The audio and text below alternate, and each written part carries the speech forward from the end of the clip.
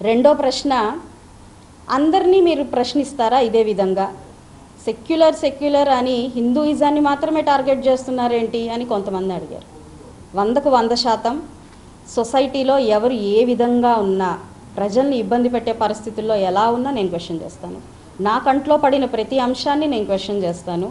ఈరోజు ట్రాఫిక్ని ఇబ్బంది పెట్టే వాళ్ళు ఎంతోమంది ఉంటారు, వాళ్ళని నేను క్వశ్చన్ చేస్తాను. మీరు కనుక్కోవచ్చు, గుంటూరు పశ్చిమకు వచ్చి ట్రాఫిక్ సిఐ గారిని మీరు కనుక్కోవచ్చు, వారికి నేను దిశానిర్దేశం చేశానా లేదా అన్నది మీరు కనుక్కోండి.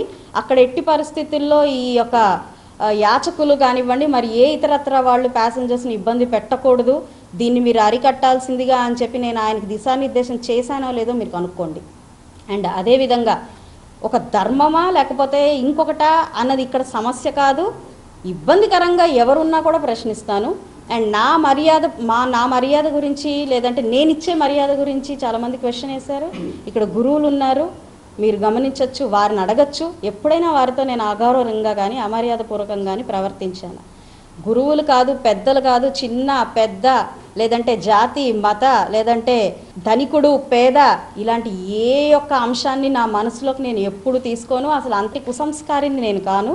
చాలా అత్యంత సంస్కారంతో ఒక హిందూ ధర్మాన్ని అత్యంత పవిత్రంగా చిన్నతనం నుంచి పాటిస్తున్న కుటుంబం మాది.